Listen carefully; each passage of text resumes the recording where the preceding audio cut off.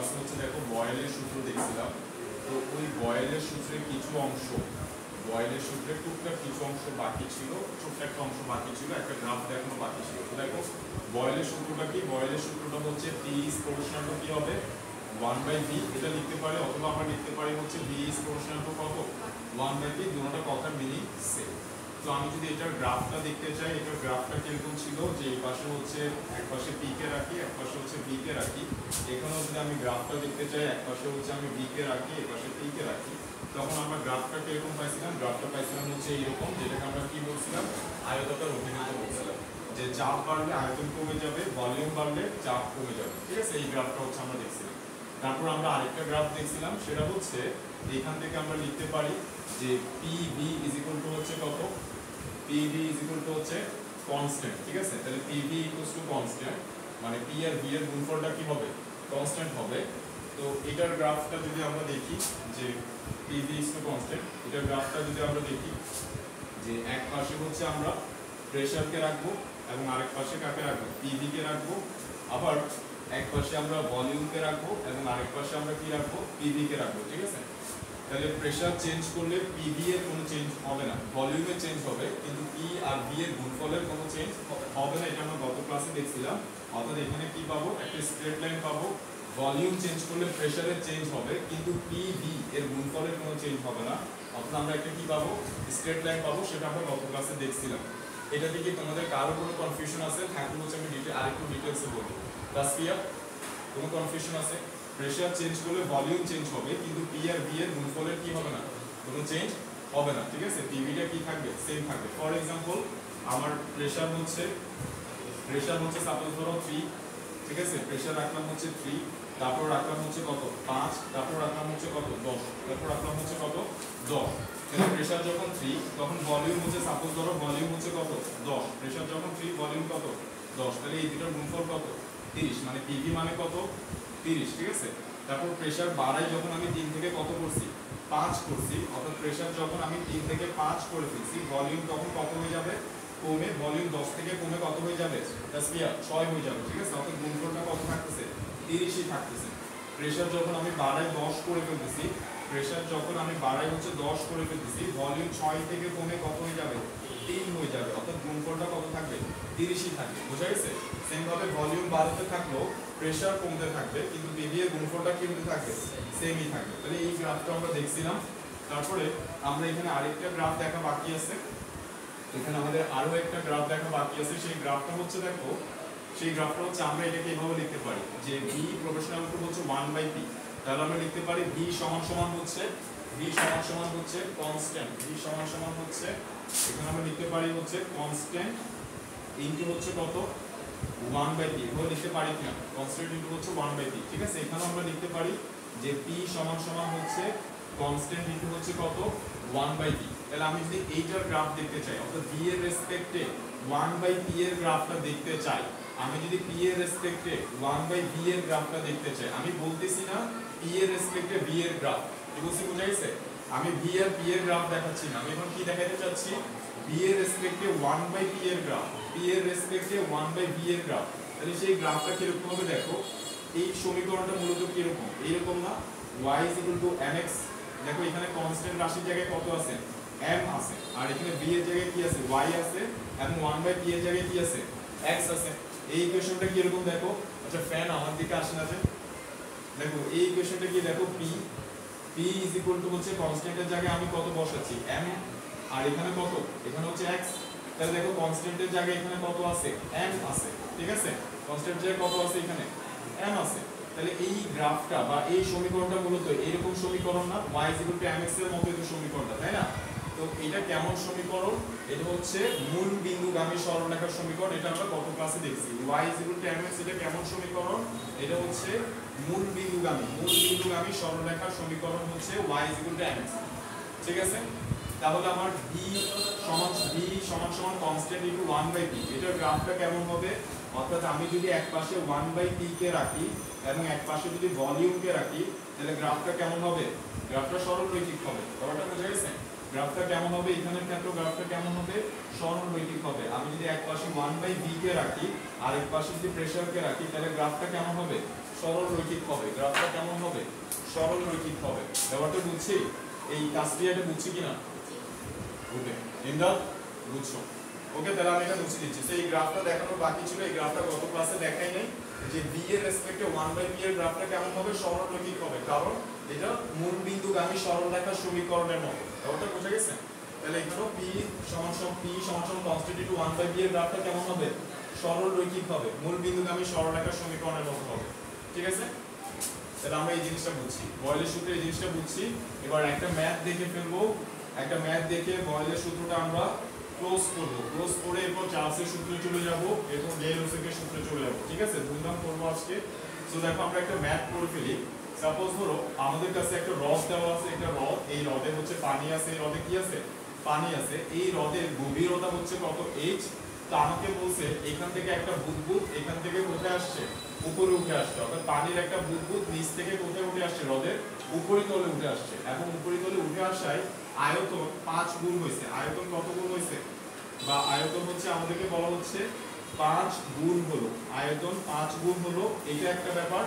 আরেকটা আমি লিখতেছি হচ্ছে আয়তন 5 গুণ বৃদ্ধি পেল। এই দুটো কথা কি সেম কথা কিনা আপনি একটু বলো? 5 গুণ বৃদ্ধি পেল, অর্থাৎ আমরা এখানে বলতেছি আয়তন 5 গুণ হলো এবং আয়তন 5 গুণ বৃদ্ধি পেল। দুটো কথা কি সেম কথা কিনা? সিফাত বলো তো, দুটো কথা কি সেম কথা কিনা? আনসার হচ্ছে না। প্রেমা, দুটো কথা কি সেম কথা কিনা? আনসার হচ্ছে না।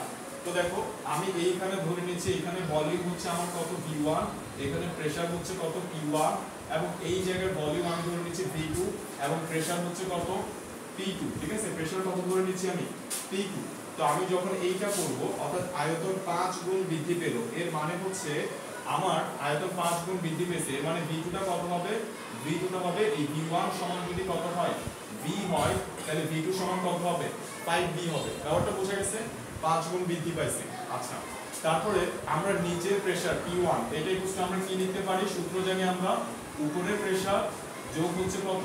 h rho g, h rho g, উপরের প্রেসার ইনটু হচ্ছে কত? h rho g। ছোট থেকে ছোট বিষয় না বুঝলে আমাকে বলবা। তাহলে সেক্ষেত্রে আমরা অঙ্কটা করে ফেলবো হচ্ছে এইভাবে, P1 V1 হচ্ছে কত? P2 V2। আমাকে বের করতে বলছে কি? h এর মান, অর্থাৎ এই রডের গভীরতা বের করতে বলছে, এই রডটার গভীরতা বের করতে বলছে। তাহলে আমরা সূত্র ইউজ করতেছি P1 V1 P2 V2। So এবার আমরা P1 এর মান বসাই দিব। তো দেখো আমাকে P1 এর মান সাপোজ ধরো দিয়ে দিছে হচ্ছে কত? 10 to the power 5 nm/2। P1 এর মান কত? 10 টু দি পাওয়ার 5 nm/2। আর আমাদেরকে V1 এর জায়গায়, তাহলে আমি P1 এর জায়গায় 10 টু দি পাওয়ার 5 বসা দিচ্ছি। দেখো এখানে বসা দিচ্ছি কত? 10 টু দি পাওয়ার 5। V1 এর জায়গায় বসা দিচ্ছি কত? আমি V বসা দিচ্ছি। আর P2 এর জায়গায়, এই যে সরি আমি হচ্ছে P1 কোনগুলোকে ধরছি? নিচের গুলোকে ধরছি। তাহলে P2 এর জায়গায় আমি বসা দিচ্ছি হচ্ছে কত? 10 to the power 5। R V2 এর জায়গায় কত বসবে? V2 এর জায়গায় বসবে হচ্ছে 5V, এবং P1 এর জায়গায় বসবে কত? P1 এর জায়গায় বসবে হচ্ছে P2 যোগ হচ্ছে কত? h rho g। আর V1 এর জায়গায় কত বসবে? V1 এর জায়গায় বসবে হচ্ছে কত? V বসবে। ব্যাপারটা বুঝে গেছে? V1 এর জায়গায় V বসবে। তাহলে এখান থেকে আমাদের V কাটাকাটি যাচ্ছে, এখান থেকে আমাদের V কাটাকাটি যাবে, এবং কিসের মানটা বের হয়ে যাবে?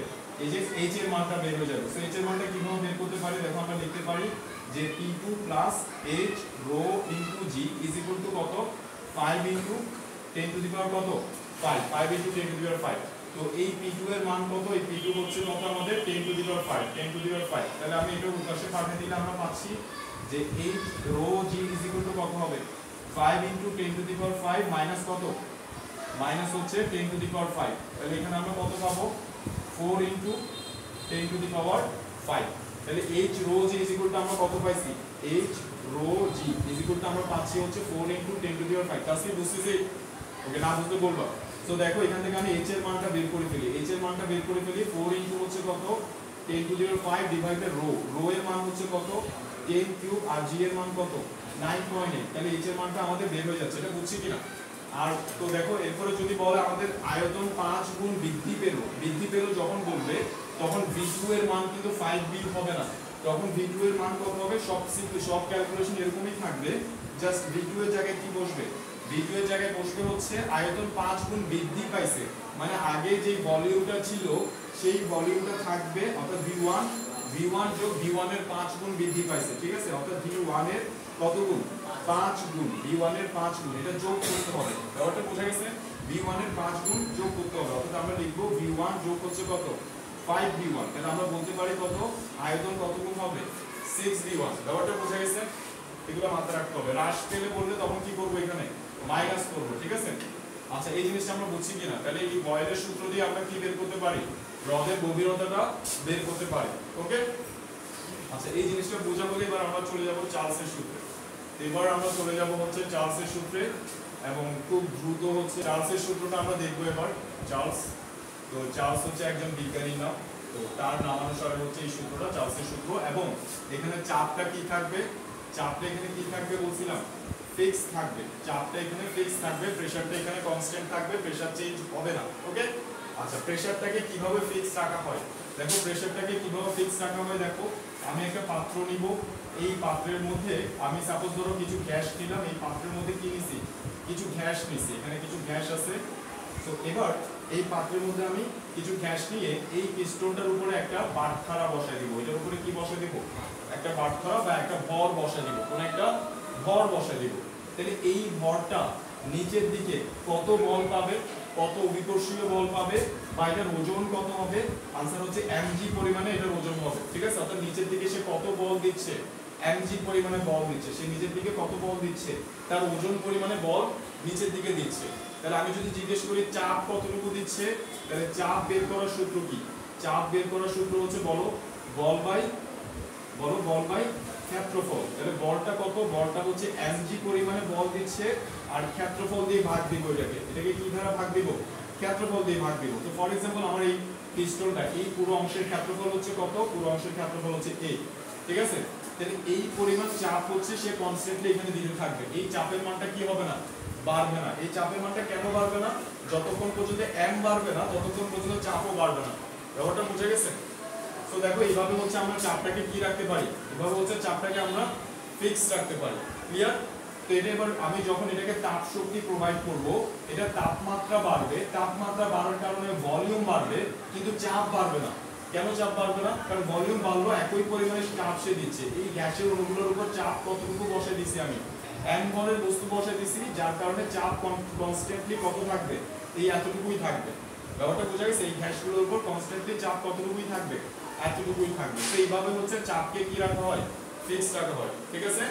আচ্ছা, তো এবার আমরা চার্লসের সূত্রটাতে চলে যাব। তো তোমরা হয়তো কেমিস্ট্রিতে পড়ছো, কেমিস্ট্রিতে পড়লেও একটু দেখো, টুকটাক বিষয় থাকতে পারে জানার। তো চার্লসের সূত্রটা কি বলে, চার্লসের সূত্রটা বলে আমাদের, আমি একটু লিখি এখানে। চার্লসের সূত্রটা হচ্ছে কোনো স্থির চাপে, অর্থাৎ ফার্স্টে আমাদের কি থাকবে, চাপটা স্থির থাকবে। স্থির চাপে কোনো নির্দিষ্ট ভরের, কোনো নির্দিষ্ট ভরের গ্যাসের তাপমাত্রা, কোনো নির্দিষ্ট ভরের গ্যাসের আয়তন, কোনো নির্দিষ্ট ভরের গ্যাসের আয়তন। চার্লসের সূত্র দেখো, চাপ ফিক্স থাকবে, সম্পর্ক কার কার মধ্যে দেখাবো, ভি আর টি এর মধ্যে সম্পর্ক দেখাবো, আয়তন এবং তাপমাত্রার মধ্যে আমরা সম্পর্কটা দেখাবো। তাহলে কোনো স্থির চাপে কোনো নির্দিষ্ট ভরের গ্যাসের আয়তন প্রতি 1 ডিগ্রি সেলসিয়াস বৃদ্ধিতে, প্রতি 1 ডিগ্রি সেলসিয়াস, প্রতি 1 ডিগ্রি সেলসিয়াস, প্রতি 1 ডিগ্রি সেলসিয়াস বৃদ্ধিতে কতটুকু বৃদ্ধি পাবে আয়তন, প্রতি 1 ডিগ্রি সেলসিয়াস বৃদ্ধিতে 0 ডিগ্রি সেলসিয়াস তাপমাত্রার, 0 ডিগ্রি সেলসিয়াস তাপমাত্রার আয়তনের, 0 ডিগ্রি সেলসিয়াস তাপমাত্রার আয়তনের 1/273 অংশ বৃদ্ধি পাবে। কতটুকু, 1/273 অংশ বৃদ্ধি পাবে। দেখো কারো কমপ্লিকেটেড লাগলে একটু মনোযোগ দিয়ে খেয়াল করো, ক্লিয়ার হয়ে যাবে। এতটুকু বৃদ্ধি পায় বা হ্রাস পাবে, এতটুকু বৃদ্ধি পাবে বা হ্রাস পাবে। ভলিউম, আমি যদি ভলিউম বাড়াই টেম্পারেচার বাড়বে, বা টেম্পারেচার বাড়ালে ভলিউম বাড়বে, টেম্পারেচার কমালে ভলিউম কমবে, সমানুপাতিক। আচ্ছা আমি যদি বলি যে টেম্পারেচার বাড়ালে ভলিউম বাড়বে, টেম্পারেচার কমালে ভলিউম কমবে, তো তার মানে কি সমানুপাতিক সম্পর্ক, যে টেম্পারেচার বাড়ালে ভলিউম বাড়বে, টেম্পারেচার কমালে ভলিউম কমবে, ট্রু? সমানুপাতিক সম্পর্ক কিনা? আনসার হচ্ছে না, আবার আনসার হচ্ছে হ্যাঁ। ব্যাপারটা বোঝা গেছে? দুটোটা আনসার। টেম্পারেচার বাড়ালে ভলিউম বাড়বে, টেম্পারেচার কমালে ভলিউম কমবে, সমানুপাতিক সম্পর্ক কিনা? তো এটার আনসার হচ্ছে না, আবার এটার আনসার হচ্ছে হ্যাঁ। যদি আমি সেলসিয়াস এককে টেম্পারেচার বাড়াই তাহলে আনসার হচ্ছে না, সমানুপাতিক হারে বাড়বে না। কিন্তু আমি টেম্পারেচারকে যদি কেলভিন এককে রাখি তাহলে আনসার হচ্ছে হ্যাঁ, সমানুপাতিক হারে বাড়বে। এটা এগুলো আমরা ডিপলি হচ্ছে জানবো। ব্যাপারটা বুঝে গেছে? ওকে, তাহলে দেখো স্থির চাপে কোনো নির্দিষ্ট ভরের গ্যাসের আয়তন প্রতি 1 ডিগ্রি সেলসিয়াস বৃদ্ধিতে 0 ডিগ্রি সেলসিয়াস তাপমাত্রার আয়তনের 1/3 অংশ করে বৃদ্ধি পাবে বা হ্রাস পাবে। ঠিক আছে, বৃদ্ধিতে বা হ্রাসে, এখানে আমি লিখি হ্রাসে, অর্থাৎ টেম্পারেচার বাড়ালে আয়তন বৃদ্ধি পাবে, টেম্পারেচার কমালে আয়তন কি হবে, হ্রাস পাবে। তো এই জিনিসটা কি আমরা একটু বুঝি। তো দেখো 0 ডিগ্রি সেলসিয়াস তাপমাত্রায় কোনো গ্যাসের আয়তন কত? 0 ডিগ্রি সেলসিয়াস তাপমাত্রায় কোনো গ্যাসের আয়তন, কোনো গ্যাস 0 ডিগ্রি সেলসিয়াস তাপমাত্রায় কোনো গ্যাসের আয়তন আমরা ধরে নিচ্ছি হচ্ছে কত, V0। তাহলে আমি বাড়াবো কতটুকু, দেখো 1 ডিগ্রি সেলসিয়াস তাপমাত্রা আমি বাড়াচ্ছি, তাহলে 1 ডিগ্রি সেলসিয়াস তাপমাত্রা, 1 ডিগ্রি সেলসিয়াস তাপমাত্রা বৃদ্ধি করলে, 1 ডিগ্রি সেলসিয়াস তাপমাত্রা বৃদ্ধি করলে আয়তন কতটুকু বৃদ্ধি পাবে? আয়তন বৃদ্ধি পাবে হচ্ছে, আমাকে চার্লসের সূত্র বলতেছে যে 1 ডিগ্রি সেলসিয়াস তাপমাত্রা বৃদ্ধি করলে আয়তন বৃদ্ধি পাবে এই V0 এর, এই V0 এর কত অংশ, 1/273 অংশ বৃদ্ধি পাবে। মানে V0 এর 1/273 অংশ, এর মানে হচ্ছে কি, এর মানে হচ্ছে গুণ, এর মানে কি গুণ। তাহলে আমরা লিখতে পারি বৃদ্ধি পাবে কতটুকু, বৃদ্ধি পাবে হচ্ছে V0 ইনটু হচ্ছে 1/273, এতটুকু আয়তন বৃদ্ধি পাবে যদি 1 ডিগ্রি সেলসিয়াস কি করি, তাপমাত্রা বৃদ্ধি করি। তাহলে আয়তন কতটুকু বৃদ্ধি পাবে, 0 ডিগ্রি সেলসিয়াস তাপমাত্রায় গ্যাসের আয়তন যত, তত এর 1/273 অংশ বৃদ্ধি পাবে। আর 1 ডিগ্রি সেলসিয়াস তাপমাত্রা হ্রাস করলে এই V0 এর 1/273 অংশ কি হবে, হ্রাস পাবে। তাহলে আমি 1 ডিগ্রির জায়গায় যদি 33 ডিগ্রি সেলসিয়াস, 33 ডিগ্রি সেলসিয়াস তাপমাত্রা বৃদ্ধি করি, তাহলে তাপমাত্রা আয়তন কতটুকু বৃদ্ধি পাবে, ঐকিক নিয়ম, এখানে হচ্ছে থেটা বসবে।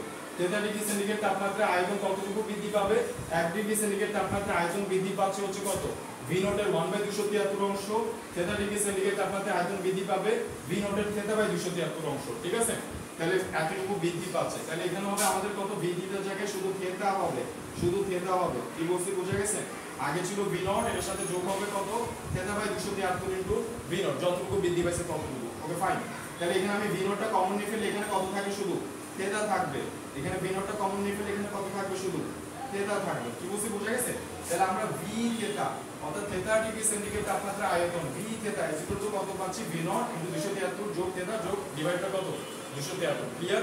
ওকে, এটা যদি ক্লিয়ার হয় তাহলে আমি এই জিনিসটা এবার মুছে দিচ্ছি, এই জিনিসটা এখানে মুছে দিয়ে এবার এটা আমি আরেকবার এখানে লিখতেছি। তাহলে দেখো 33 ডিগ্রি সেন্টিগ্রেড তাপমাত্রায় কোনো গ্যাসের আয়তন V থেটা, এইটা ইকুয়াল আমরা পাইলাম হচ্ছে কত, V0 ইনটু হচ্ছে নিচে 273 দেখা যাচ্ছে এবং উপরে দেখা যাচ্ছে হচ্ছে কত, থেটা যোগ 273। ঠিক আছে, 33 ডিগ্রি সেন্টিগ্রেড তাপমাত্রায় কোনো গ্যাসের আয়তন কত হবে, এত হবে।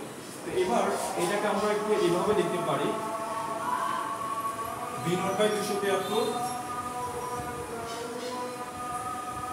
θ/273। ঠিক আছে, তো স্টপ করে আপনাদের শেষ হয়ে যাক।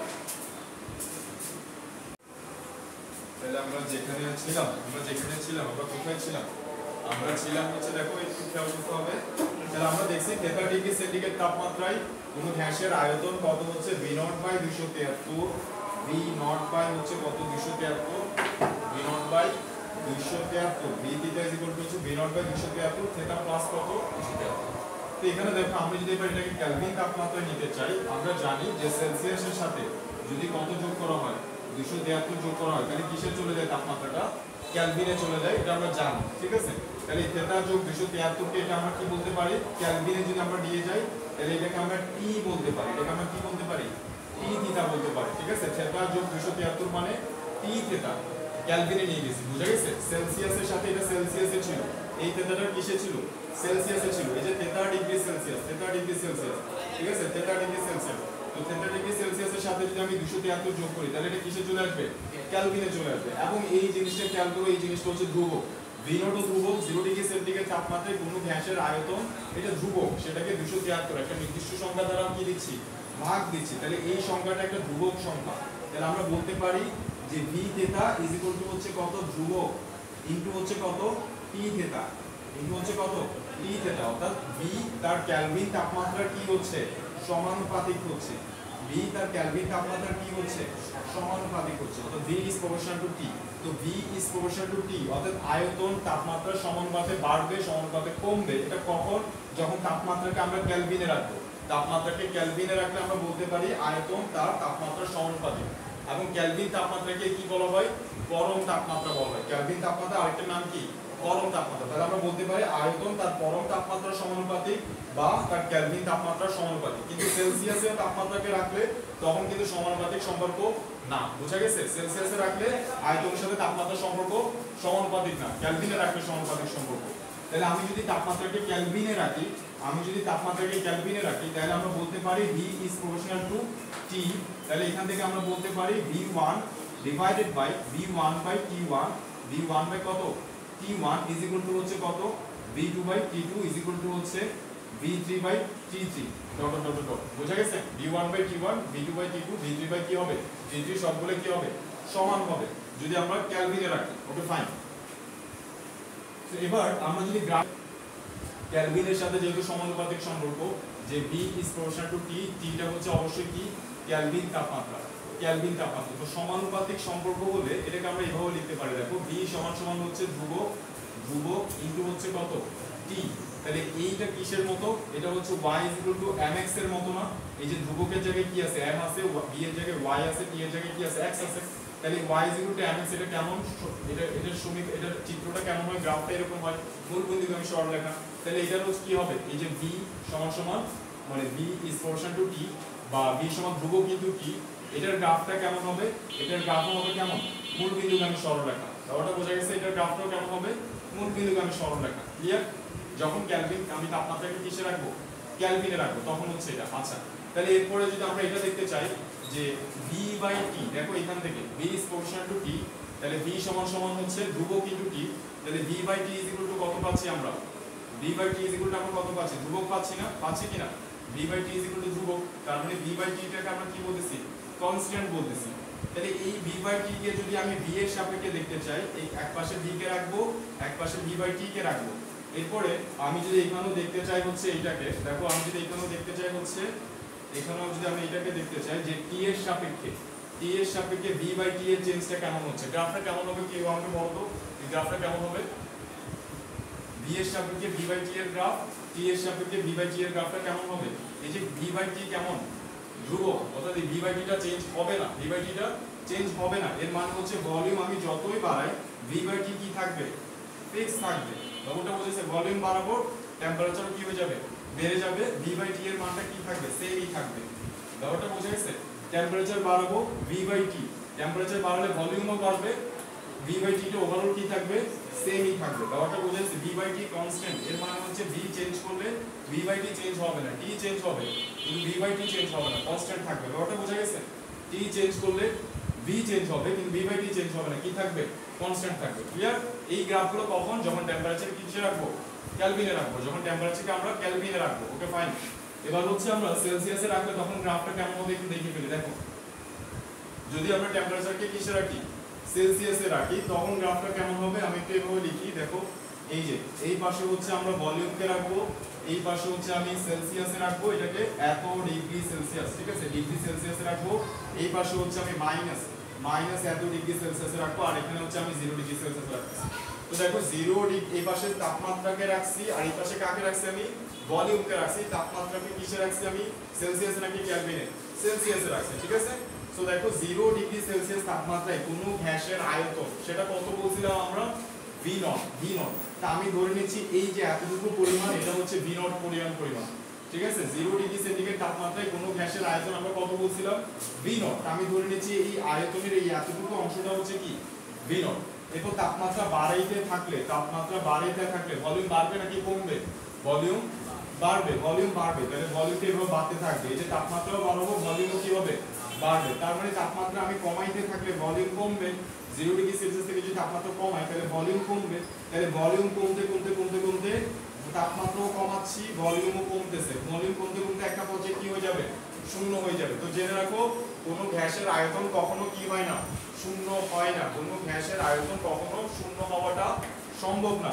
আমাদের গ্রাফে দেখতেছি গ্যাসের আয়তন কত হয়ে যাচ্ছে, এই যে গ্যাসের আয়তন কত হয়ে যাচ্ছে 0 হয়ে যাচ্ছে। এটা হচ্ছে থিওরিটিক্যালি 0 হচ্ছে, তাত্ত্বিকভাবে 0 হচ্ছে। ব্যাপারটা বোঝা গেছে? প্র্যাকটিক্যালি কোনো গ্যাসের আয়তন কি হয় না শূন্য হয় না, কারণ তাপমাত্রা যখন আমি কমাইতে থাকি তখন এটা তাপমাত্রা যখন কমাইতে থাকি তখন এটা তোমার আয়তন শূন্য হওয়ার আগে কিসে কনভার্ট হয়ে যায় তরলে কনভার্ট হয়ে যায়। গ্যাসের আয়তন শূন্য হওয়ার আগে কিসে পরিণত হয়ে যায় এটা তরলে পরিণত হয়ে যায়। ব্যাপারটা বোঝা গেছে? তো তাত্ত্বিকভাবে গ্যাসের আয়তন কি হওয়া পসিবল, শূন্য হওয়া পসিবল, কিন্তু প্র্যাকটিক্যালি গ্যাসের আয়তন কখনো কি হবে না, শূন্য হবে না। কারণ তাপমাত্রা কমালে গ্যাসের আয়তন শূন্য হওয়ার অনেক আগে সেটা কিসে কনভার্ট হয়ে যাবে, তরলে কনভার্ট হয়ে যাবে। Okay fine. তাহলে তাত্ত্বিকভাবে যেই তাপমাত্রায় গ্যাসের আয়তনটা শূন্য হচ্ছে ওই তাপমাত্রাটাকে বলা হয় -273 ডিগ্রি সেলসিয়াস। -273 ডিগ্রি সেলসিয়াসে গ্যাসের আয়তন তাত্ত্বিকভাবে কি হয়, শূন্য হয়। তো -273 কে আমরা কি বলতে পারি, 0 কেলভিন বলতে পারি, ঠিক আছে কিনা? কারণ সেলসিয়াসের সাথে 273 যোগ করলে কি পাওয়া যায়, কেলভিন পাওয়া যায়। তাহলে -273 যোগ 273 কত হবে, 0 কেলভিন। তাহলে আমরা বলতে পারি যে -273 ডিগ্রি সেলসিয়াস বা 0 কেলভিন তাপমাত্রায় তাত্ত্বিকভাবে কোনো গ্যাসের আয়তন শূন্য হয়, এবং এই তাপমাত্রাকে কি বলা হয়, পরম শূন্য তাপমাত্রা বলা হয়। এটাকে কি বলা হয়, পরম শূন্য তাপমাত্রা। তাহলে পরম শূন্য তাপমাত্রার সংজ্ঞাটা কি, যে তাপমাত্রায় কোনো গ্যাসের আয়তন তাত্ত্বিকভাবে শূন্য হয়ে যায় সেই তাপমাত্রাকে কি বলা হয়, পরম শূন্য তাপমাত্রা। এবং সেই পরম শূন্য তাপমাত্রাটা কত, সেলসিয়াসে বললে -273 ডিগ্রি সেলসিয়াস, এবং আমরা যদি কেলভিনে বলি তাহলে 0 কেলভিন তাপমাত্রা। বুঝছি কি বুঝছি, বুঝছি? ওকে, বুঝলে হচ্ছে এবার আমরা এই চার্লসের সূত্রটা মুছে দিচ্ছি। চার্লসের সূত্রটা হচ্ছে আমরা মুছে দিচ্ছি। ফাইন। তাহলে আমরা ভলিউমের সাথে টেম্পারেচারের কেলভিনের সম্পর্কগুলো দেখলাম, এটাও দেখছি। এরপর আমরা চলে আসি গে-লুসেকের চাপীয় সূত্র যেটা আছে সেই সূত্রে, ঠিক আছে? এরপর আমরা যেটা দেখবো সেটা হচ্ছে গে-লুসেকের সূত্র বা র্যানোর সূত্র বলা হয়, গে-লুসেক। তো গে-লুসেকের চাপীয় সূত্রটা আমরা দেখবো, একটু মনোযোগ দিয়ে খেয়াল করলে খুবই ইজি। গে-লুসেকের হচ্ছে চাপীয় সূত্রটা আমরা দেখবো। তো এই চাপীয় সূত্রটা কি বলে, এটা একটু আগে যেটা আমরা চার্লসের সূত্র দেখছি হুবহু সেম, ঠিক আছে? হুবহু কি সেমই থাকবে। সো দেখো আমরা প্রথমে সূত্রটা লিখে ফেলি। সূত্রটা হচ্ছে এইখানে গে-লুসেকের সূত্রের মধ্যে ভলিউমটা কি থাকবে, ভলিউমটা কনস্ট্যান্ট থাকবে, ভলিউমটা কনস্ট্যান্ট থাকবে, অর্থাৎ আয়তন পরিবর্তন হবে না। ভলিউম কনস্ট্যান্ট থাকবে, আয়তন পরিবর্তন হবে না। সম্পর্ক কারটার মধ্যে দেখাবো, প্রেসার এবং টেম্পারেচারের মধ্যে সম্পর্ক দেখাবো। তাহলে আয়তন কিভাবে কনস্ট্যান্ট রাখা যায়, আমি এখানে একটা পিস্টন যেটা নিচ্ছি ওই পিস্টনটিকে কি করে দিচ্ছি, লক করে দিচ্ছি, অর্থাৎ আয়তন বাড়ার কোনো সুযোগ দিচ্ছি না। যা আছে আয়তন ওটাই থাকবে, বুঝছি কিনা? আয়তন যেটা আছে ওটাই থাকবে, আয়তন বাড়ার কোনো সুযোগ দিচ্ছি না আমি। এবার অর্থাৎ ভলিউমটাকে আমি ফিক্স করে দিচ্ছি। তাহলে এবার যদি আমি তাপ শক্তি দেই, তাপমাত্রা বাড়বে, তাপমাত্রা বাড়লে তার প্রেসারও বাড়বে। কেন? কারণ অণুগুলো তাপ শক্তি পাবে, গতি শক্তি পাবে, করবে আরো বেশি তাপ শক্তি, ওরা আরো বেশি চাপ প্রয়োগ করবে। ওরা এখানে কি করবে, আরো বেশি বল আসছে আমার।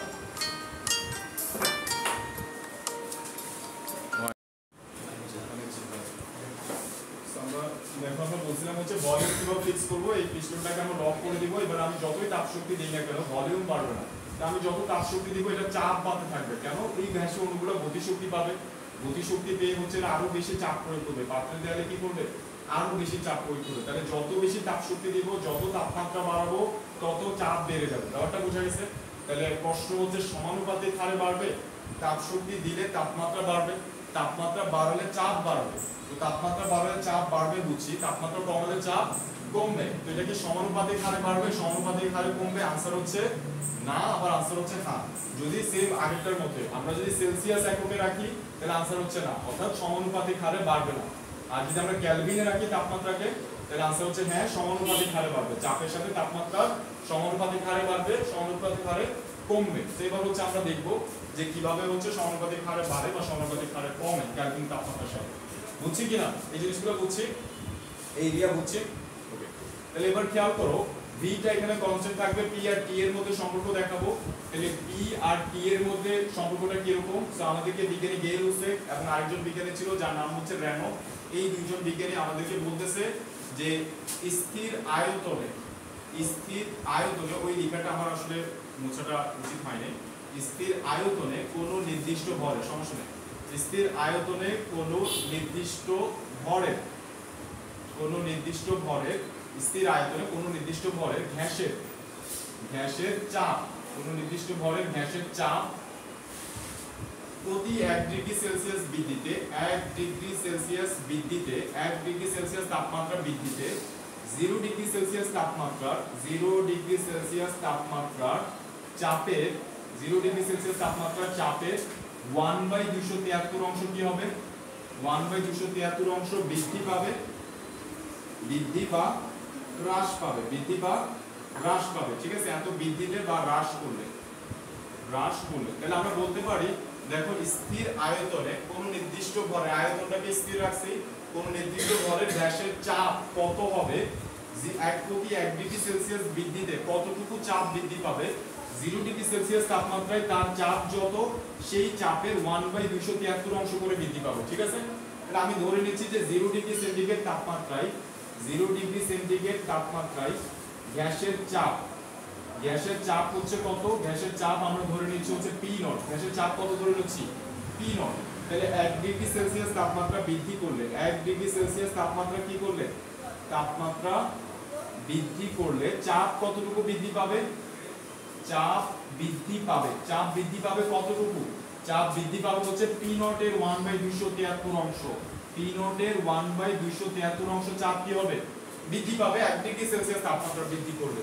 তাহলে আমি যদি 33 ডিগ্রি সেন্টিগ্রেড তাপমাত্রা বৃদ্ধি করি, 33 ডিগ্রি সেন্টিগ্রেড তাপমাত্রা বৃদ্ধি করি, তাহলে কতটুকু চাপ বৃদ্ধি পাবে, आंसर হচ্ছে এখানে আমরা লিখব হচ্ছে পি নট, এখানে হবে θ/200 কত 73, পি নট এর θ/273 অংশ চাপ বৃদ্ধি পাবে বা হ্রাস পাবে, তাপমাত্রা হ্রাস করলে হ্রাস পাবে, বৃদ্ধি করলে বৃদ্ধি পাবে, কতটুকু, এতটুকু। আচ্ছা, এতটুকু বৃদ্ধি পাওয়ার পরে বা হ্রাস পাওয়ার পরে চাপ কতটুকু হবে, অর্থাৎ 33 ডিগ্রি সেন্টিগ্রেড তাপমাত্রায় চাপ কতটুকু হবে, মানে পি θ, 33 ডিগ্রি সেন্টিগ্রেড তাপমাত্রায় চাপ কতটুকু হবে, আগে যতটুকু ছিল মানে পি নট, সেই পি নট এর সাথে যোগ হবে কতটুকু, যতটুকু বৃদ্ধি পাইছে সেটা, মানে θ/273 ইনটু হচ্ছে কত পি নট। তাহলে এখানেও সেম ভাবে যদি আমরা পি নটটাকে কমন নিয়ে ফেলি, তাহলে কত পাচ্ছি 1/θ + 273 পাচ্ছি। তাহলে এখান থেকে আমরা এটাকে লিখতে পারি 273 যদি লসাগু নিয়ে ফেলি, তাহলে θ যোগ কত হবে, বলো θ যোগ কত হবে, 273 হবে। ঠিক আছে, তাহলে পি θ হচ্ছে কত, P naught into θ + 273 divide by হচ্ছে কত 273। ওকে, তাহলে এবার এই জিনিসটাকে যদি আমরা মুছে দিই, এই জিনিসটাকে আমরা মুছে দিয়ে হচ্ছে এখানে আরেকবার লিখি, দেখো যে 33 ডিগ্রি সেন্টিগ্রেড তাপমাত্রায় চাপ হচ্ছে কত, পি নট যোগ পি নট এর θ বাই কত 273। আমি তাহলে এখান থেকে আমরা পি নটটাকে কমন নিয়ে ফেলি আরেকবার, তাহলে এখানে 273 পাচ্ছি, আর এখানে আমরা কত পাবো, পি নটটা কমন নিয়ে ফেললে এখানে θ পাবো, এখানে আমি লসাগু করে ফেললে নিচে কত থাকবে 273 থাকবে, আর এখানে কত থাকবে θ যোগ 273। তাহলে আমরা জানি θ যোগ 273, এটার জায়গায় আমরা কি লিখতে পারি, কেলভিন তাপমাত্রা লিখতে পারি, এটার জায়গায় আমরা কি লিখতে পারি, সেলসিয়াস 273 যোগ করলে কেলভিন হবে আগেরটার মতো। তাহলে পি θ আমরা পাচ্ছি, দেখো এই পি নট ডিভাইড বাই 273 কে এই পাশে নিয়ে আসলাম, আর θ যোগ 273 এর জায়গায় আমরা কি লিখতে পারি টি θ, মানে কেলভিন তাপমাত্রায় হচ্ছে তাপমাত্রাটা লিখছি। ঠিক আছে, তাহলে আমরা এখানে পাচ্ছি পি θ হচ্ছে কত, পি নট বাই 273 ইনটু কত টি θ। তো আমরা এখানে দেখতেছি পি নট বাই 273 এটা কি একটা ধ্রুবক না, এটা একটা ধ্রুবক, তাহলে আমরা লিখতে পারি পি θ ইজ প্রপোর্শনাল টু কত টি θ, অর্থাৎ আমরা লিখতে পারি পি θ ইজ প্রপোর্শনাল টু হচ্ছে টি θ, অর্থাৎ গ্যাসের চাপ তার কেলভিন তাপমাত্রার সমানুপাতিক, গ্যাসের চাপ তার কেলভিন তাপমাত্রার কি হবে সমানুপাতিক, গ্যাসের চাপ তার কেলভিন তাপমাত্রার সমানুপাতিক। তাহলে যদি সমানুপাতিক হয়, সমানুপাতিক যদি হয়, তাহলে এটাকে আমরা এভাবে লিখতে পারবো যে P is proportional to T। তাহলে এখান থেকে আমরা লিখতে পারবো যে P/T is equal to কি, ধ্রুবক, P/T is equal to কত লিখতে পারবো, ধ্রুবক লিখতে পারবো। এখান থেকে আমরা লিখতে পারবো P1/T1 is equal to হচ্ছে কত, P2/T2 is equal to হচ্ছে Pn ডিভাইড বাই কত Tn, যতটুকু বুঝাইতে পারো। ব্যাপারটা বোঝা গেছে কিনা? তবে এই সূত্র যখন অ্যাপ্লাই করতেছি তখন তাপমাত্রা অবশ্যই কিসে আছে, কেলভিনে আছে, তাপমাত্রা অবশ্যই কিসে আছে, কেলভিন আছে। সিবাত কি তুমি বুঝতেছো?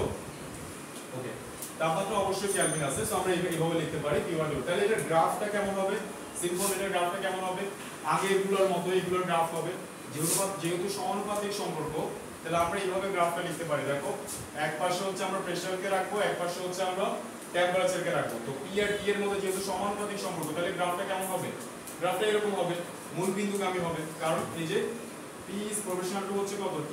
তাহলে আমরা লিখতে পারি P সমান সমান হচ্ছে ধ্রুবক, ধ্রুবক কিন্তু হচ্ছে কত T। তাহলে এটা কিসের মতো, y is equal to m x এর মতো, ঠিক আছে কিনা? এই যে P এর জায়গায় y আছে, ধ্রুবকের জায়গায় m আছে, T এর জায়গায় x আছে, তাহলে এটা মূল বিন্দুগামী সরল রেখা। ব্যাপারটা বোঝা গেছে? এক পাশে T এক পাশে P কে রাখলে সমানুপাতিক সম্পর্ক হবে, এখানে তুমি P কে রাখো, এখানে তুমি T কে রাখো, একই কথা, এখানে P কে রাখো, এখানে T কে রাখো, একই কথা। ব্যাপারটা বোঝা গেছে? Okay fine.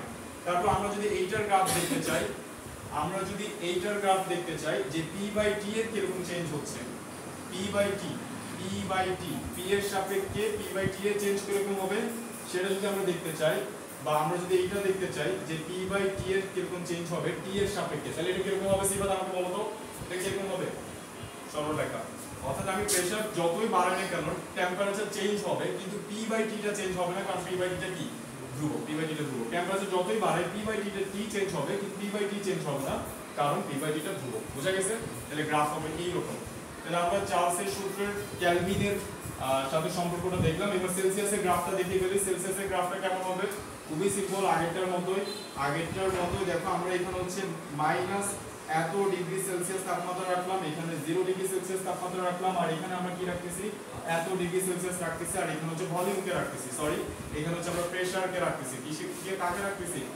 প্রেসারকে রাখতেছি। তাহলে 0 ডিগ্রি সেন্টিগ্রেড তাপমাত্রায় ওই গ্যাসটার প্রেসার কত? P not. প্রেসার কত বলছিলাম? P not. তো আমি ধরে নিচ্ছি এই এতটুকু পরিমাণটা হচ্ছে কত? P নট পরিমাণ। এই এতটুকু হচ্ছে P নট পরিমাণ। 0 ডিগ্রি সেন্টিগ্রেড তাপমাত্রায় তার চাপ হচ্ছে P নট, P নট হচ্ছে এতটুকু। তাপমাত্রা বাড়লে কি বাড়বে? চাপ বাড়বে, সমানুপাতিক হারে সম্পর্ক, তাহলে চাপ বাড়তে থাকবে। তাপমাত্রা বাড়বে, চাপ বাড়বে, তাহলে তাপমাত্রা কমালে চাপ কমতেও থাকবে, তাহলে চাপটা কমতে তাপমাত্রা কমালে চাপটা কমতে কমতে একেবারে কি হয়ে যাবে? শূন্য হয়ে যাবে। তো গ্যাসের চাপও কখনো কি হবে না? শূন্য হবে না। প্র্যাকটিক্যালি কখনো শূন্য হবে না, থিওরিক্যালি শূন্য হওয়া পসিবল, তাত্ত্বিকভাবে শূন্য হওয়া পসিবল। তো যে তাপমাত্রায় গ্যাসের চাপ তাত্ত্বিকভাবে শূন্য হয় সেই তাপমাত্রাটা হচ্ছে কত? -273 ডিগ্রি সেলসিয়াস বা কত? 0 কেলভিন। এবং এই তাপমাত্রাটাকে আমরা কি বলে থাকি? পরম শূন্য তাপমাত্রা বলে থাকি। পরম শূন্য তাপমাত্রা। তাহলে পরম শূন্য তাপমাত্রার সংজ্ঞা, যে তাপমাত্রায় হচ্ছে গ্যাসের আয়তন এবং চাপ তাত্ত্বিকভাবে শূন্য হয় সেই তাপমাত্রাকে কি বলা হয়? পরম শূন্য তাপমাত্রা বলে। ক্লিয়ার? ওকে, ফাইন। তাহলে আমরা চার্লসের সূত্রটাও বুঝলাম, চার্লসের সূত্রটা বুঝছি, তারপর হচ্ছে আমরা চাপীয় গেজেস থেকে চাপীয় সূত্রটাও বুঝছি, বয়েলের সূত্রটাও বুঝছি। তো এবার এই তিনটা সূত্র বোঝার পরে এরপর আমরা আরো বেশ কিছু জিনিস হচ্ছে বুঝবো। দেখো আমরা আদর্শ গ্যাস বলি, আমরা হচ্ছে আদর্শ যেটাকে হচ্ছে তাপমাত্রা বলি, ঠিক আছে? আমরা হচ্ছে যেটাকে আদর্শ তাপমাত্রা বলি সেটা কত? সেটা হচ্ছে 0 ডিগ্রি সেলসিয়াস। আদর্শ তাপমাত্রাটা কত? 0 ডিগ্রি সেলসিয়াস বা 273 কত কেলভিন তাপমাত্রা? 15 কেলভিন তাপমাত্রা। 273.15 কেলভিন তাপমাত্রা। আর আদর্শ চাপটা কত?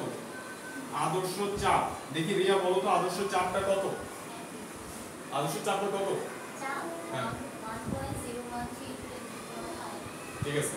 আর আরেকটা বলো, আরেকটা এক্সাম্পল বলো তো, আদর্শ চাপটা কত? আচ্ছা দেখো, আদর্শ চাপের সংজ্ঞাটা আগে আমরা একটু বুঝি। আদর্শ চাপের সংজ্ঞাটা বুঝি। আদর্শ চাপ হচ্ছে দেখো সমুদ্র পৃষ্ঠে নিয়ে যাবো তোমাদেরকে।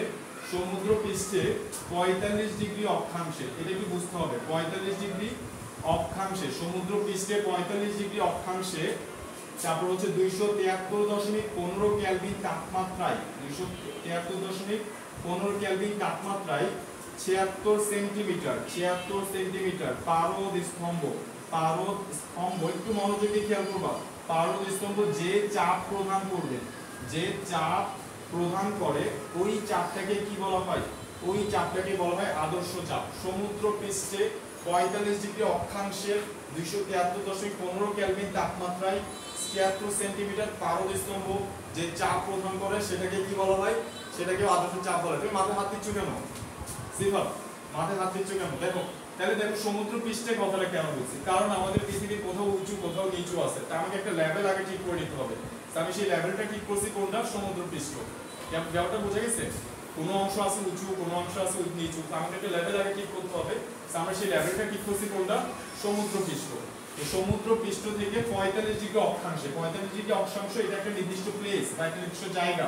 তাহলে সমুদ্র পৃষ্ঠ মানে এই লেভেল থেকে 45 ডিগ্রি অক্ষাংশে এই তাপমাত্রায় 76 সেন্টিমিটার পারদ স্তম্ভ যে চাপ প্রদান করবে ওই চাপটাকে কি বলা হচ্ছে? আদর্শ চাপ বলা হচ্ছে। বোঝা গেছে?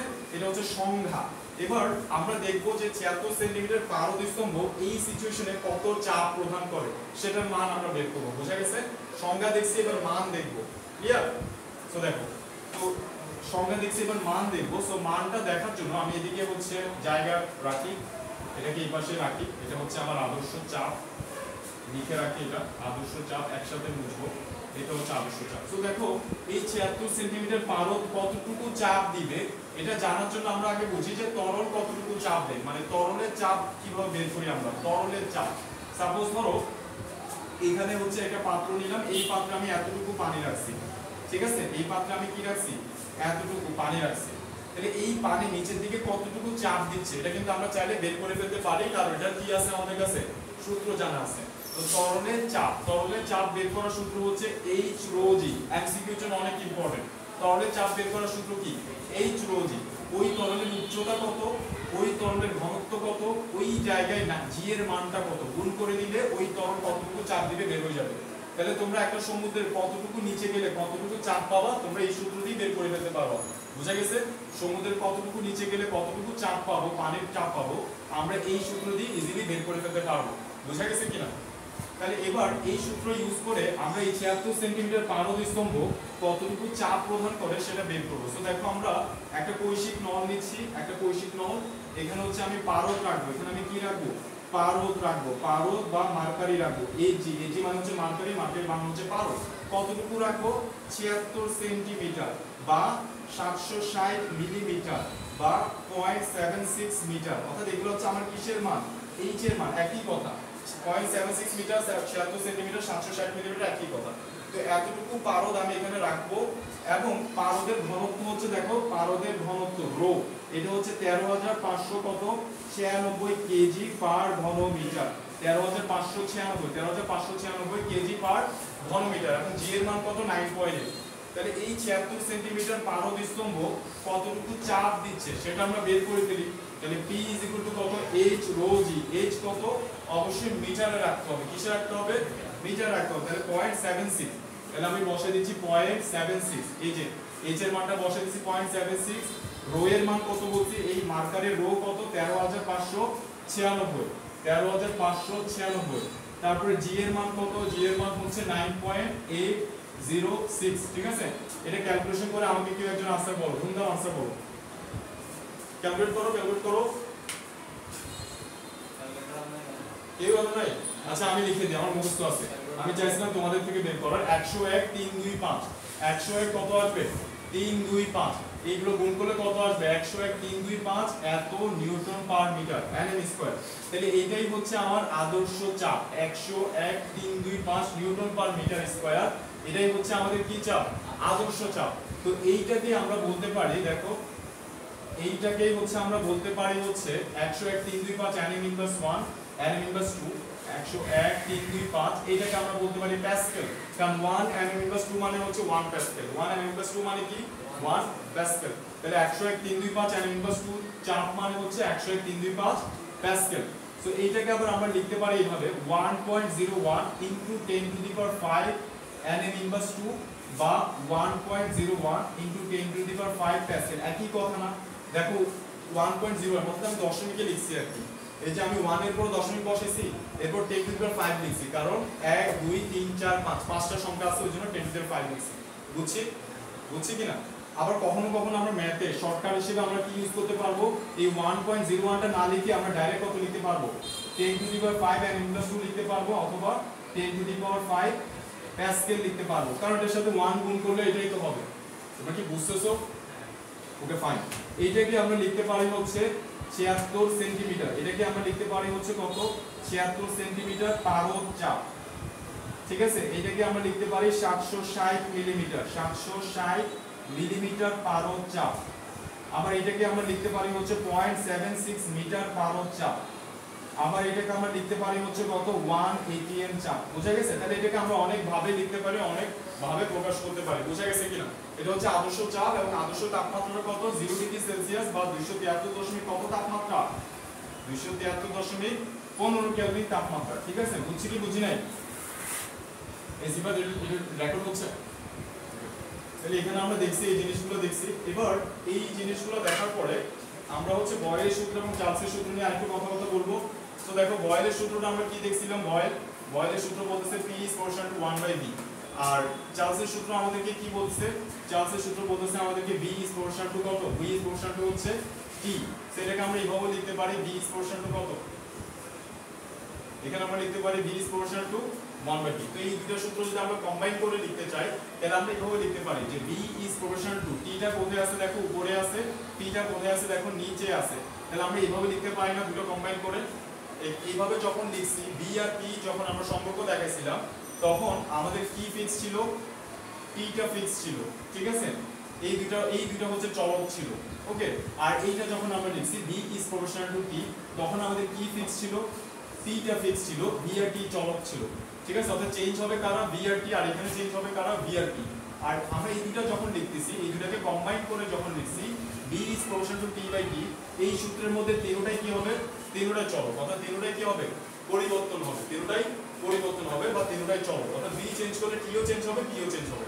বোঝা গেছে? অর্থাৎ তেরোটাকে একসাথে লিখছি, এখানে তেরোটা কি আছে, চলক আছে, ওকে ফাইন। তাহলে এখান থেকে আমরা লিখতে পারি, দেখো এখান থেকে আমরা এইভাবে লিখতে পারি, পি আর বি কে গুণ করে দিই, তাহলে পিভি ইজ প্রপোর্শনাল টু কত লিখতে পারি আমরা, টি লিখতে পারি। বা এখান থেকে আমরা লিখতে পারি হচ্ছে দেখো পিভি, এটাকে ধ্রুবক লিখে এখানে লিখবো হচ্ছে কত, ধ্রুবক ইনটু হচ্ছে টি। বা আমরা চাইলে এই টিটাকে কোথায় নিয়ে আসতে পারি, টিটাকে আমরা নিচে নিয়ে আসতে পারি। তাহলে PV by T is equal to আমরা কি পাচ্ছি, ধ্রুবক পাচ্ছি। PV by T is equal to আমরা কি পাচ্ছি বলো, ধ্রুবক পাচ্ছি, ধ্রুবক পাচ্ছি। সবাই কি বুঝতেছি? এই PV by T is equal to কি আসছে, ধ্রুবক আসছে, ওকে। তাহলে যেহেতু ধ্রুবক আসছে, তাহলে এখান থেকে একটা সূত্র আমরা চাইলেই বের করে ফেলতে পারি। সেই সূত্রটা হচ্ছে P1 V1 by T1 is equal two কত, P2 V2 by T2 is equal to P3 V3 by T3। এই সূত্রটাও আমাদের কি হবে, অনেক ইউজ হবে। P1 V1 by T1 is equal to P2 V2 by T2। এটা কি সূত্র, চিন্তা বুঝতেছি? এটা কি, এটা হচ্ছে আমাদের সূত্র, ওকে ফাইন। খেয়াল করি, মনোযোগ দিয়ে খেয়াল করি। এরপরে আমরা এই ধ্রুবকটা নিয়ে একটু কথাবার্তা বলি। তো দেখো এই ধ্রুবকটা একটা জিনিসের উপর নির্ভর করে, কিসের উপর নির্ভর করে, সেটা হচ্ছে ভরের উপর নির্ভর করে। এই ধ্রুবকটা কিসের উপর নির্ভর করে, এই ধ্রুবকটা ভরের উপর নির্ভর করে শুধুমাত্র, এটা হচ্ছে ভরের উপর নির্ভর করে। অর্থাৎ আমি বলতে চাচ্ছি আমি যদি এখানে 1 গ্রাম ভর নিই, 1 গ্রাম গ্যাস নিই, 1 গ্রাম গ্যাস নিই, তাহলে এই ধ্রুবকের মান যেটা আসবে, আমি যদি 10 গ্রাম ভর নিই তাহলে এই ধ্রুবকের মান সেটা আসবে না। ওটা বোঝা গেছে, ভর চেঞ্জ করলে ধ্রুবকের মান কি হবে, চেঞ্জ হবে, ক্লিয়ার, ওকে ফাইন। তো কিভাবে নির্ভর করে এবার সেটা দেখো। তো আমরা যদি 1 গ্রাম কোনো একটা নেই, বা আমরা যদি 1 গ্রাম অণু নিই, কোনো একটা গ্যাসের 1 গ্রাম অণু বা 1 মোল অণু নিই, একটু মনোযোগ দিয়ে খেয়াল করবো। আমরা যদি তাহলে 1 গ্রাম অণু বা হচ্ছে 1 মোল অণু নিই, তাহলে এই ধ্রুবকটার মান যেটা আসে সেইটাকে আমরা কি দ্বারা লিখি, এই যে PV বাই T, এই যে ধ্রুবকটা, এই ধ্রুবকটার মান যেটা আসে সেটাকে আমরা R দ্বারা লিখি। কখন, যখন আমরা 1 গ্রাম অণু বা 1 মোল অণু নিব। আমি বলছি এই ধ্রুবকটা কিসের উপর নির্ভর করে, ভরের উপর নির্ভর করে। ভর চেঞ্জ করলে ধ্রুবকটা কি হবে, চেঞ্জ হবে।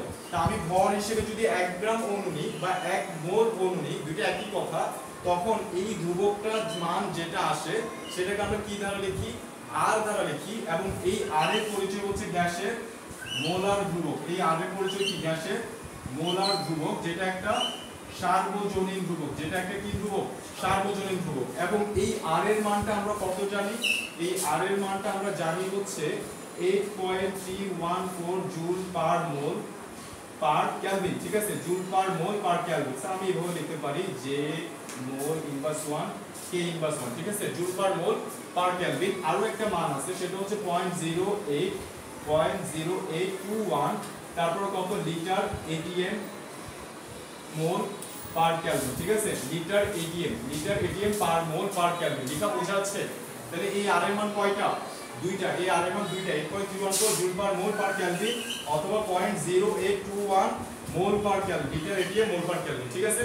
কখন কোন মানটা ইউজ করব, দেখো যদি আমাদের এই মানটা কখন ইউজ করব, এই মানটা ইউজ করব যদি আমার ভলিউমটা ঘনমিটার এককে দেওয়া থাকে এবং আমার প্রেসারটা হচ্ছে যদি আমাকে nm ইনভার্স 2 বা প্যাসকেল, nm ইনভার্স 2 অথবা প্যাসকেল এই এককে দেওয়া থাকে, তখন আমরা আর এর মান কোনটা ইউজ করব, আর এর মান এইটা ইউজ করব, বুঝছি।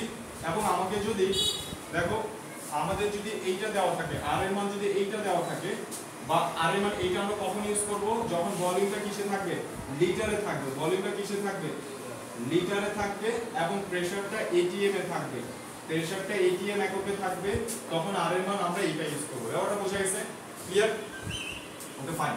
তাহলে আমরা এই জিনিসগুলো বুঝি, সমন্বয় করে আমরা এই জিনিসগুলো বুঝি কখন কোনটা। এবার আমরা যেটা দেখব সেটা হচ্ছে এই যে এই সূত্রটা PV/T = আমরা কি পাইছি, PV/T ইজ ইকুয়াল টু আমরা কি পাইছি ধ্রুবক পাইছি না তাহলে এখান থেকে আমরা একটা সূত্র লিখতে পারি সেটা হচ্ছে P1/T1 ইজ ইকুয়াল টু হচ্ছে কত P2/V2 এটা আমরা লিখতে পারি ওকে ফাইন এবং এই ধ্রুবকের ব্যাপারে বলছি যদি আমি এখানে 1 মোল গ্যাস নিয়ে কাজ করি তাহলে এই ধ্রুবকের জায়গায় আমি কত লিখতে পারবো বলছি R লিখতে পারবো বলছি এই PV/T ইজ ইকুয়াল টু আমি R লিখতে পারবো যদি আমি 1 মোল গ্যাস নিয়ে কাজ করি ঠিক আছে তাহলে 1 মোল গ্যাস নিয়ে কাজ করলে R লিখতে পারবো যদি আমি 2 মোল গ্যাস নিয়ে কাজ করি এটা হচ্ছে 1 মোল গ্যাস নিয়ে কাজ করলে 1 মোল তাহলে আমি যদি 2 মোল গ্যাস নিয়ে কাজ করি তাহলে আমি এখানে কি লিখব PV/T ইজ ইকুয়াল টু কত লিখব 2R লিখব আমি যদি 3 মোল গ্যাস নিয়ে কাজ করি 3 মোল গ্যাস নিয়ে কাজ করি তাহলে আমি এখানে লিখব PV/T ইজ ইকুয়াল টু কত 3R তো এইভাবে কত লিখতে থাকবো আমি একটা কাজ করি আমি ডাইরেক্ট একটা সূত্র বলে ফেলি যে PV/T ইজ ইকুয়াল টু হচ্ছে কত nR আমি যদি 1 মোল গ্যাস নিয়ে কাজ করি n এর জায়গায় 1 বসাবো 2 মোল গ্যাস নিয়ে কাজ করলে 2 বসাবো 3 মোল নিয়ে কাজ করলে 3 বসাবো তাহলে আমি ডাইরেক্ট বলতে পারি যে n মোল গ্যাস নিয়ে যদি কাজ করি n মোল গ্যাস নিয়ে যদি কাজ করি তাহলে আমরা কি লিখতে পারবো PV/T ইজ ইকুয়াল টু হচ্ছে কত nR বা আমরা বলতে পারি হচ্ছে কত PV ইজ ইকুয়াল টু হচ্ছে nRT যেটাকে আমরা আদর্শ গ্যাসের সমীকরণ হিসেবে চিনে থাকি ব্যাপারটা বোঝা গেছে PV ইজ ইকুয়াল টু হচ্ছে nRT এখানে n মোল গ্যাস নিয়ে কাজ করা হচ্ছে ক্লিয়ার বুঝছি কিনা ফাইন সো এই জিনিসগুলো হচ্ছে আমরা বুঝছি এই জিনিসগুলো আমরা বুঝলে আরেকটু কথাবার্তা বলি দেখো আরেকটু কথাবার্তা বলি সো আমার এখানে হচ্ছে PV/T আছে এটা ইজ ইকুয়াল টু কত আছে এইটা ইজ ইকুয়াল টু ধ্রুবক আছে এবার আমরা ঘনত্বের সূত্রটা কি বলতো আমাকে ঘনত্ব ইজ ইকুয়াল টু কি আমাকে সাবজেক্ট বলো ঘনত্ব ইজ ইকুয়াল টু কি লিখি আমরা ভর ডিভাইড বাই আয়তন অর্থাৎ স্মল m ডিভাইড বাই কত v ইজ ইকুয়াল টু হচ্ছে কি ঘনত্ব ইজ ইকুয়াল টু হচ্ছে ঘনত্ব তাহলে ভর আয়তন ইকুয়াল টু তাহলে কত হবে m ডিভাইড বাই কত হবে m বাই রো হবে তাহলে এই v এর মানটা যদি আমি এখানে বসাই দিতে চাই তাহলে আমি এখানে লিখতে পারি t এখানে লিখতে পারি t এবং v এর জায়গায় কত বসাচ্ছি m বাই রো তাহলে m উপরে থাকবে রোটা কোথায় নেমে যাবে নিচে নেমে যাবে তাহলে m এখানে থাকবে রো এখানে থাকবে আর এখানে কি বসবে এখানে ধ্রুবক আছে ধ্রুবক বসবে তাহলে দেখো এই mটা তো ধ্রুবক না বস্তু ভরটা কি থাকবে ধ্রুবক থাকবে তাহলে আমরা লিখতে পারি হচ্ছে p এখানে হচ্ছে t এটা হচ্ছে p ডিভাইডেড t আর এখানে হচ্ছে রো আর এই mটাকে নিচে পাঠিয়ে দিচ্ছি এই ধ্রুবকের কোথায় পাঠিয়ে দিচ্ছি নিচে পাঠিয়ে দিচ্ছি তাহলে উপরেও ধ্রুবক নিচেও কি আছে m ধ্রুবক তাহলে এটা পুরোটা কি এটা পুরোটা হচ্ছে ধ্রুবক তাহলে আমরা লিখতে পারি p/T/ρ ইজ ইকুয়াল টু কি ধ্রুবক তাহলে এটা যেহেতু ধ্রুবক তাহলে এখানে আমরা বলতে পারি দেখো এখানে একটা সূত্র পেয়ে যাচ্ছি সেটা হচ্ছে P1/T1 into ρ1 is equal two কত হবে P2/T3 ρ3 এন্ড সো অন এভাবে যেতে থাকবে এটা বুঝছি কিনা এই সূত্র এগুলো কিন্তু সূত্র এগুলো প্রত্যেকটাই কি সূত্র কিন্তু এগুলো আমাদের লাগবে ব্যাপারটা বোঝা গেছে এই জিনিসটা আমরা বুঝছি ওকে ফাইন সো এই জিনিসটা হচ্ছে আমরা বুঝছি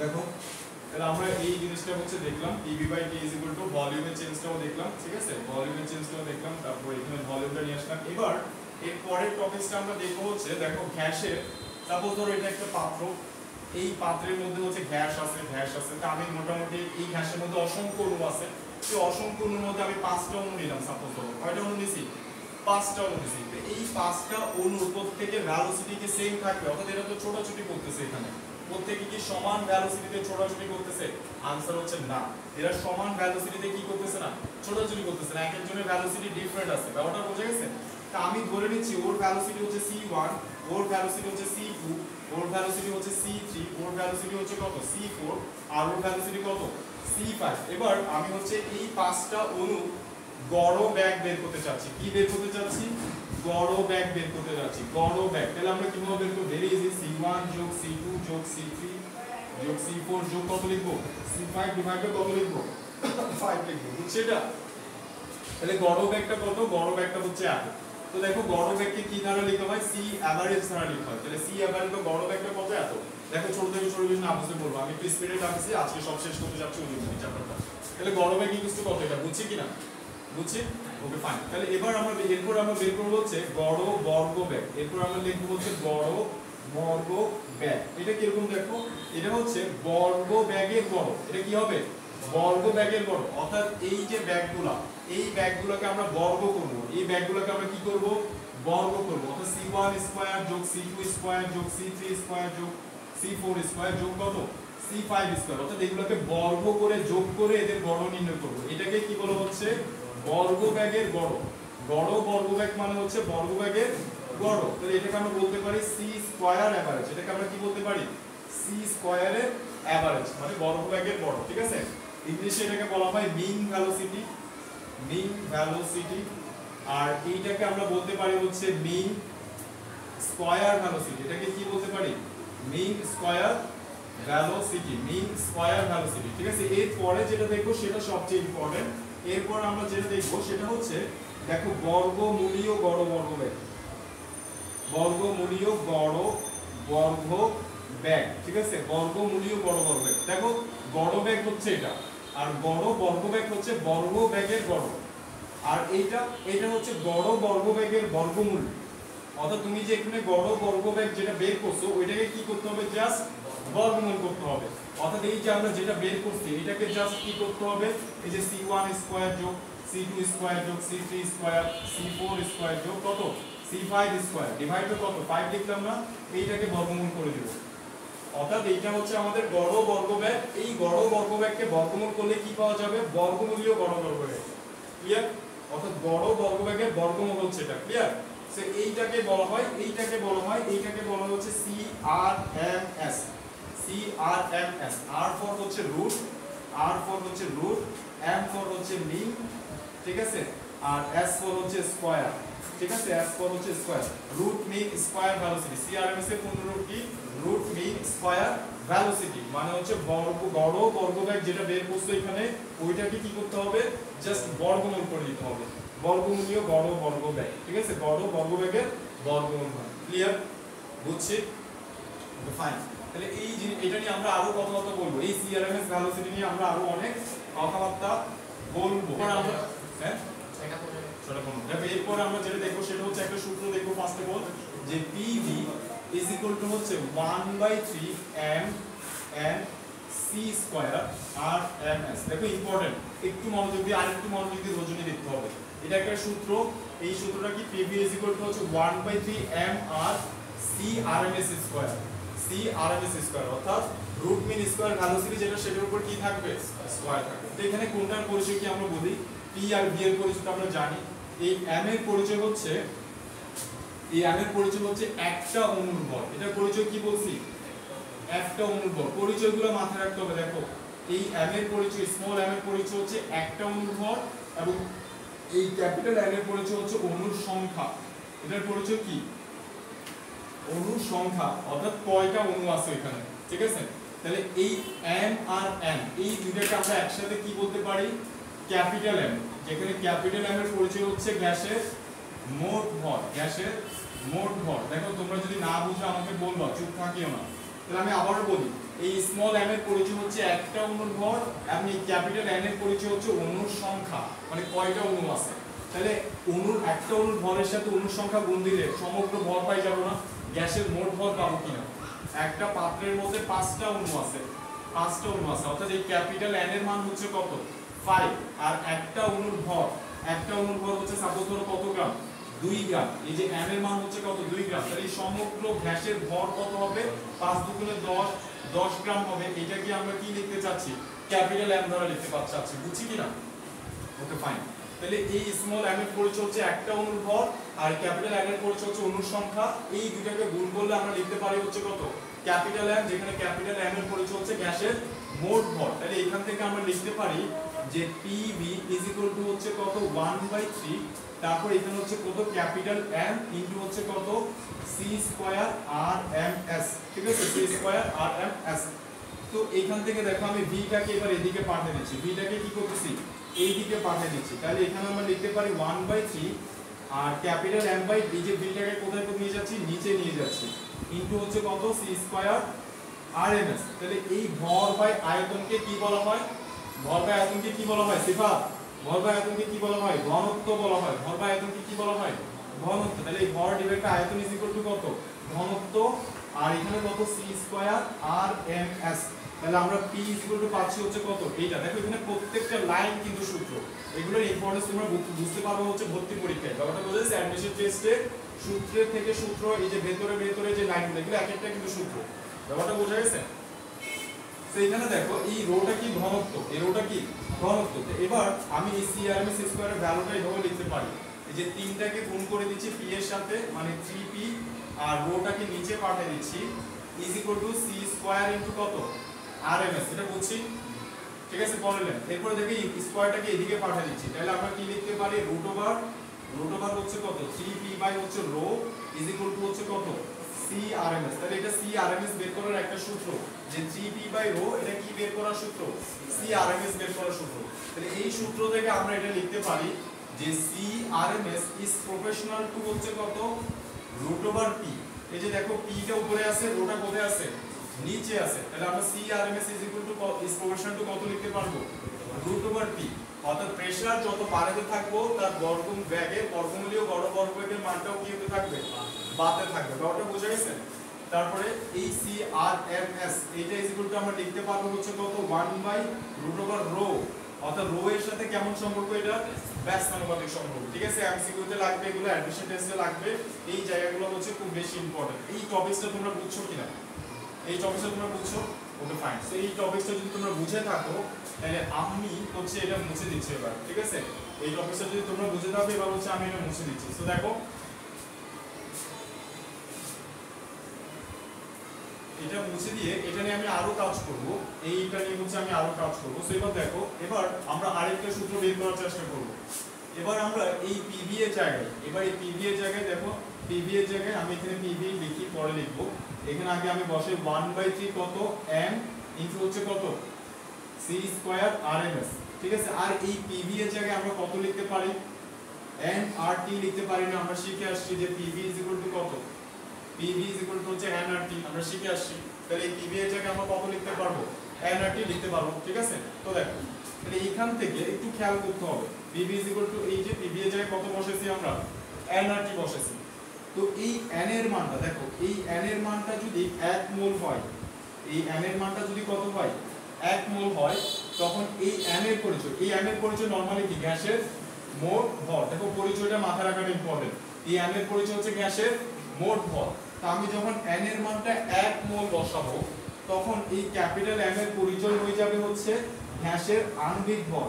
তখন এটার পরিচয় কি হয়ে যাবে, গ্যাসের আণবিক ভর। কেন কেন কারণ আমরা দেখো মোল সংখ্যা ইজ ইকুয়াল টু কি জানি, আমরা মোল সংখ্যা ইজ ইকুয়াল টু জানি, এই যে মোল সংখ্যা n ইজ ইকুয়াল টু আমরা কি জানি, গ্যাসের মোট ভর, গ্যাসের মোট ভর ডিভাইড বাই হচ্ছে কি আণবিক ভর। এটাই তো মোল সংখ্যা n ইজ ইকুয়াল টু কি, গ্যাসের মোট ভর ডিভাইড বাই আণবিক ভর। তো এই n এর জায়গায় যদি আমি 1 বসাই, এটার জায়গায় যদি আমি 1 বসাই, তাহলে গ্যাসের আণবিক ভর আর মোট ভর কি হয়ে যাচ্ছে, সমান হচ্ছে কিনা।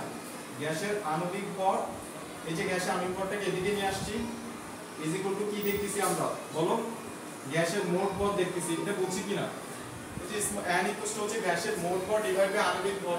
তা আমি যদি n এর জায়গায় 1 বসাই, তাহলে গ্যাসের মোট ভর ডিভাইড বাই গ্যাসের আণবিক ভর, তাহলে গ্যাসের আণবিক ভরটাকে এদিকে নিয়ে আসছি, তাহলে গ্যাসের আণবিক ভর আর গ্যাসের মোট ভর কি হয়ে যাচ্ছে, সমান হয়ে যাচ্ছে। অর্থাৎ আমি যেটা বোঝাতে চাচ্ছি, n এর মান যদি 1 বসাই, তাহলে এই ক্যাপিটাল M এর পরিচয় কি হয়ে যাবে, গ্যাসের মোট ভর থেকে গ্যাসের আণবিক ভর হয়ে যাবে এটার পরিচয়। বুঝছি? তাহলে আমি এই n এর জায়গায় যখন 1 বসাবো, অর্থাৎ এইটাকে যখন আমি লিখবো, দেখো এই n এর জায়গায় যখন আমি 1 লিখবো, অর্থাৎ আমি লিখবো r ইনটু t। n এর জায়গায় কত বসেছি, 1 বসেছি। এই সাবজেক্ট ইন্টার একটু খেয়াল করতে হবে, আরেকটু দেখো, আরেকটু 1/3 m ইনটু হচ্ছে কত, 1/3 m ইনটু হচ্ছে c square r m s, 1/3 m into c square r m s। n এর জায়গায় কত বসেছি আমি, 1 বসেছি। ঠিক আছে? এখন এই m এর পরিচয় কি, গ্যাসের আণবিক ভর। এই m এর পরিচয় হচ্ছে গ্যাসের আণবিক ভর। বুঝা গেছে? ক্লিয়ার? আচ্ছা, তাহলে এরপরে আমি এখান থেকে যদি c স্কয়ারটা বের করতে চাই, তাহলে দেখো আমরা লিখতে পারি হচ্ছে 3RT, এই যে 3RT ডিভাইড বাই কত, 3RT divide by m is equal to হচ্ছে কত, CRMS, আর উপরে কি হবে, রুট হবে। এই যে স্কয়ারটা এদিকে পাঠিয়ে দিচ্ছি। বুঝছি কিনা? বুঝছি এটা। তাহলে CRMS বের করার আরো একটা সূত্র আমরা পেলাম, ওইখানে একটা সূত্র দেখছিলাম এর আগে, এবং CRMS বের করার আরেকটা সূত্র আমরা পাইছি। এখানে এই m এর পরিচয় কি, এই m এর পরিচয় হচ্ছে গ্যাসের আণবিক ভর। এটার পরিচয় কি, গ্যাসের আণবিক ভর। তাহলে CRMS ইকুয়াল টু হচ্ছে √3RT/m, যেখানে m এর পরিচয় হচ্ছে গ্যাসের আণবিক ভর। ক্লিয়ার? বুঝছি? মুছে দিচ্ছি। এবার মুছে দিয়ে এইটা নিয়ে আমি আরেকটু কাজ করব। সো দেখো এইটা নিয়ে আমি আরেকটু কাজ করব। সো এইটা নিয়ে আরেকটু কাজ করব প্রায় শেষের দিকে চ্যাপ্টারে একদম প্রায় শেষের দিকে। দেখো আরেকটু কাজ করব এটা নিয়ে। এটাকে আমি এখানে লিখি PV হচ্ছে কত 1/3 ক্যাপিটাল M, যেখানে ক্যাপিটাল M এর পরিচয় হচ্ছে গ্যাসের মোট ভর। তারপর এখানে কত c² RMS আছে, c² কত আছে RMS আছে। এবার তোমরা দেখো তো আমরা শিখে আসছি না যে গ্যাসের গতিশক্তি কি জানি আমরা, 12 mv²। এটা কিসের সূত্র? গতিশক্তি বের করার সূত্র। তাহলে আমি এখানে গতিশক্তি ফর্মুলাটা আনতে চাচ্ছি। কিভাবে আনতে পারি দেখো, আমরা এই যে 1/3 আছে, এই 1 এর জায়গায় আমি একটা 2 বসাই দিই। তাহলে 2 তো আপনি বসাতে পারবো না, আমাকে এখানে নিচে কত বসাতে হবে, এখানে কত বসাতে হবে, হাফ বসাতে হবে। তাহলে এখানে 2 বসেছে, এখানে কত বসেছি, হাফ বসেছে। আর কি আছে তাহলে এখানে m c² কত আছে RMS আছে, বুঝছি কিনা? এখানে একটা জাস্ট 1 এর জায়গায় 2 বসাইছি, এখানে নিচেও কত বসা দিছি, 2 বসা দিছি। তাহলে দেখো এটা কিসের সূত্র? এই যে হাফ mv²। এই যে c টা তো ব্যাগই বোঝাচ্ছে, c টা কি বোঝাচ্ছে, ব্যাগ বোঝাচ্ছে না। তাহলে হাফ mv², এটা কিসের সূত্র? গতিশক্তি বের করার সূত্র। তাহলে এটার জায়গায় আমরা লিখতে পারি 2/3 ইনটু হচ্ছে কত কাইনেটিক এনার্জি। এটার জায়গায় কি লিখছি, E কে লিখছি। তাহলে আমরা দেখো PV কত পাচ্ছি, PV হচ্ছে 2/3 ইনটু কত E কে। তাহলে E কে এর মান কত হবে, E কে এর মান হবে কত, দেখো E কে এর মান হবে 3 টা গুণ হয়ে যাবে, 2 টা ভাগ হয়ে যাবে, মানে 3/2 ইনটু কত হবে PV। তাহলে দেখো গ্যাসের গতিশক্তি বের করার ফর্মুলা হচ্ছে এটা, বুঝা গেছে? এগুলো কিন্তু সবগুলো সূত্র লিখতেছি আমি। গতিশক্তি বের করার ফর্মুলা কি বললাম, 3/2 ইনটু PV বলছি। আবার দেখো PV মানে কি, PV মানে হচ্ছে nRT। PV মানে আমরা কি জানি, PV মানে আমরা জানি হচ্ছে nRT। তাহলে এই PV এর জায়গায় আমরা চাইলে nRT ও বসাতে পারি। তাহলে আমরা লিখতে পারি 3/2 ইনটু কত nRT। তাহলে n মোল অণুর গতিশক্তি হচ্ছে এটা। ব্যাপারটা বোঝা গেছে? আমাকে যদি বলে n মোল অণুর গতিশক্তি বের করো, তাহলে সূত্র কোনটা, 3/2 nRT। ব্যাপারটা বোঝা গেছে? ওকে, তো আমি এগুলো একটু মুছে দিচ্ছি। এগুলো মুছে দিয়ে তাহলে দেখো n মোল অণুর গতিশক্তি আমরা কত পাইছি, 3/2 nRT অথবা কত 3/2 PV। ঠিক আছে, 3/2 nRT অথবা 3/2 PV।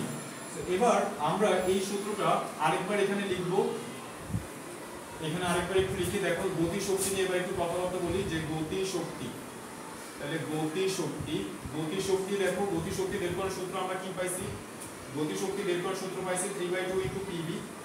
আবার গতিশক্তি বের করার সূত্র কি পাইছি, 3/2 ইনটু nRT পাইছি, বুঝছি কিনা? Okay fine. তো এটা যদি আমাকে বলে যে n মোল অণুর গতিশক্তি বের করো, n মোল অণু, অর্থাৎ মোল সংখ্যা দিয়ে দিছে, কি দিয়ে দিছে ভাইয়া, মোল সংখ্যা দিয়ে দিছে। ঠিক আছে, n মোল অণুর গতিশক্তি। ঠিক আছে, আর যদি আমাকে অণু সংখ্যা দিয়ে দেয়, দেখো একটি অণুর গতিশক্তি। এবার আমরা এখানে যেটা দেখবো সেটা হচ্ছে একটা অণুর গতিশক্তি। একটি অণুর গতিশক্তি যদি বলে, তাহলে সেটা বের করার সূত্র হচ্ছে E কে ইকুয়াল হচ্ছে একটি অণুর গতিশক্তি হচ্ছে 3/2 kT। 3/2 কি হবে, kT। ঠিক আছে, একটা অণুর গতিশক্তি কত, 3/2 kT, যেখানে এই k এর মান হচ্ছে বোল্টজম্যান ধ্রুবক। এই k টাকে কি বলা হয়, বোল্টজম্যান, এর মনে হয় একজন বিজ্ঞানী ছিল, বোল্টজম্যান ধ্রুবক। ঠিক আছে, এই বোল্টজম্যান ধ্রুবকের মান হচ্ছে 1.38 ইনটু 10 টু দি পাওয়ার কত, -23। 1.38 ইনটু 10 টু দি পাওয়ার -23। এই সূত্রটা আমরা কখন ইউজ করব, যখন আমাকে একটা অণুর গতিশক্তি বের করতে বলে।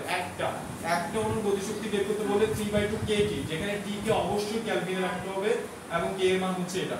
তাহলে তোমাকে যদি বলে n সংখ্যক অণুর গতিশক্তি, মানে একটা অণুর গতিশক্তি এটা, তাহলে 10টা অণুর গতিশক্তি কত হবে, এর সাথে 10 গুণ করে দিব। ঠিক আছে কিনা, 10 গুণ করে দিব।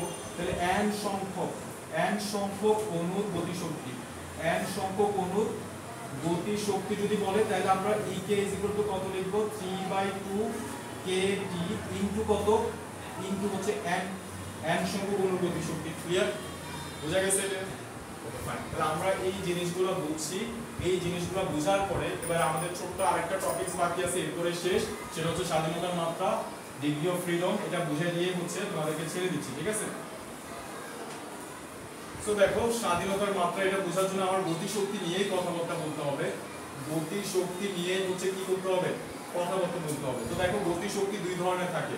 গতিশক্তি দুই ধরনের থাকে কেন, কারণ গতি দুই ধরনের থাকে। গতি কয় ধরনের থাকে, দুই ধরনের। একটা হচ্ছে রৈখিক গতি, আর একটা হচ্ছে ঘূর্ণন গতি। একটা হচ্ছে রৈখিক গতি আর একটা হচ্ছে ঘূর্ণন গতি। ঠিক আছে, তো দেখো রৈখিক গতি এবং ঘূর্ণন গতি। তো রৈখিক গতির জন্য যে শক্তিটা পাবো সেটা হচ্ছে রৈখিক গতিশক্তি। ঘূর্ণন গতির জন্য যে শক্তিটা পাবো সেটা হচ্ছে ঘূর্ণন গতিশক্তি। লাস্ট টপিক সেটা হচ্ছে ঘূর্ণন গতিশক্তি। তাহলে গতিশক্তি দুই প্রকার, একটা হচ্ছে রৈখিক গতিশক্তি, রৈখিক গতিশক্তি, আর একটা হচ্ছে ঘূর্ণন গতিশক্তি। ঠিক আছে, ঘূর্ণন গতিশক্তি। এবার তো আমরা গতিশক্তি বের করার ফর্মুলা দেখছি হচ্ছে দুইটা। একটা আমরা দেখছিলাম হচ্ছে n মোল, n মোল মোল সংখ্যা যদি দেওয়া থাকে n মোল অণুর গতিশক্তি, তাহলে n মোল অণুর গতিশক্তি আমরা কি দেখছি, E = 3/2 nRT, এটাই তো 3/2 nRT, এটা আমরা ইউজ করব। আর গতিশক্তি বের করার আরেকটা ফর্মুলা আমরা কি দেখছি, n সংখ্যক অণুর গতিশক্তি, n সংখ্যক অণু, অর্থাৎ অণুর সংখ্যা দেওয়া থাকলে, মোল সংখ্যা দেওয়া থাকলে এটা ইউজ করব, অণুর সংখ্যা দেওয়া থাকলে গতিশক্তি হচ্ছে কত, 3/2 ক্যাপিটাল M ইনটু হচ্ছে K ইনটু হচ্ছে T। বুঝছি এই সিফাত, কোনো সমস্যা সাজ্জাদ? এইটা তো সব সময় কি এরকম হবে যে এক মোল অণুর গতিশক্তি কি সব সময় এরকম হবে, n সংখ্যক অণুর গতিশক্তি কি সব সময় এরকম হবে? आंसर হচ্ছে না, সব সময় এরকম হবে না। তাহলে আমি বলতে চাচ্ছি হাইড্রোজেনের জন্য, কার্বন ডাই অক্সাইডের জন্য, হিলিয়ামের জন্য কি একই সূত্র হবে? आंसर হচ্ছে না। ব্যাপারটা বোঝা গেছে? आंसर হচ্ছে না। ছোট্ট একটা চেঞ্জ আসবে, কোথায় আসবে? এই জায়গাটাতে চেঞ্জ আসবে, এই 3 এর জায়গাটাতে চেঞ্জ আসবে, ছোট্ট একটা চেঞ্জ আসবে, কোথায় আসবে? এই 3 এর জায়গাটাতে চেঞ্জ আসবে। ব্যাপারটা বোঝা গেছে? তো এই চেঞ্জটা কত হবে সেটা আমরা কিভাবে বুঝবো? দেখো এই জায়গাটাই হবে, এই জায়গাটা হবে DOF, এই জায়গাটা কি বসাবো আমরা? DOF। DOF এর পূর্ণ রূপ হচ্ছে ডিগ্রি অফ ফ্রিডম। এটার পরিচয় কি? ডিগ্রি অফ ফ্রিডম মানে স্বাধীনতার মাত্রা।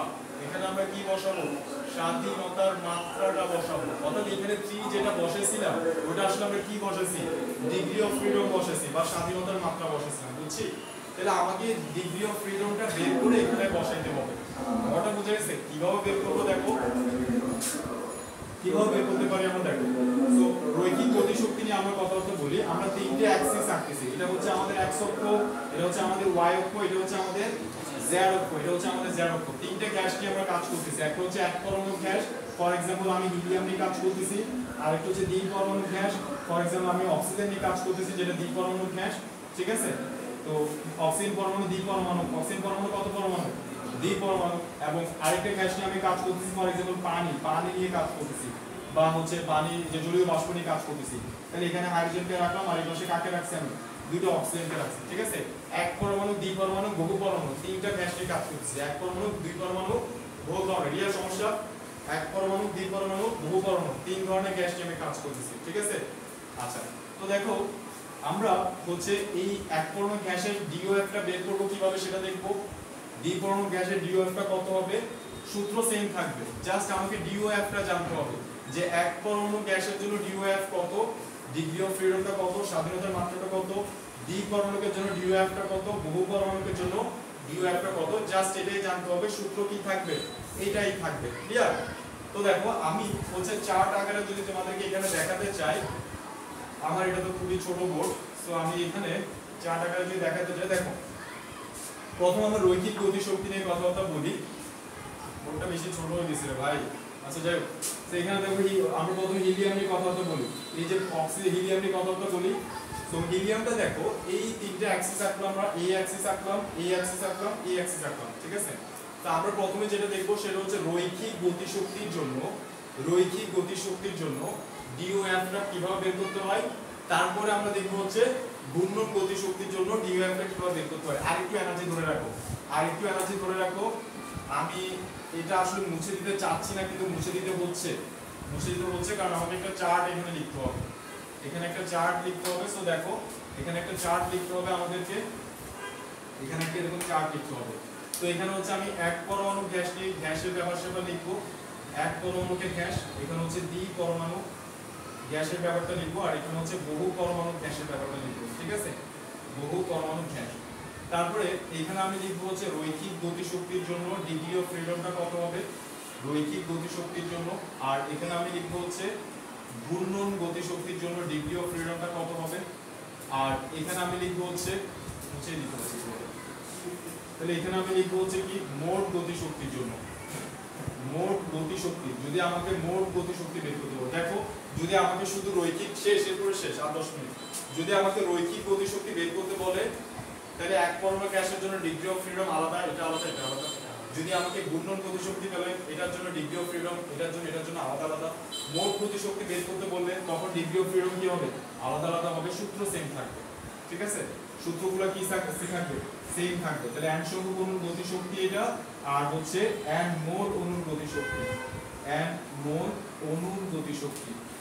ঠিক আছে, n মোল অণুর গতিশক্তি ইজ ইকুয়াল টু কত? E is equal two 3/2 n r t এটা। ঠিক আছে, তো দেখো রৈখিক গতির জন্য এক পরমাণু, দ্বি পরমাণু, বহু পরমাণুর জন্য আমরা ডিগ্রি অফ ফ্রিডমটা কিভাবে বের করে থাকি এভাবে খেয়াল করবা। দেখো হিলিয়াম গ্যাস কি পরমাণু? এক পরমাণু। ঠিক আছে, তাহলে এইটাকে আমরা x অক্ষ বরাবর গতিশীল করব, y অক্ষ বরাবর গতি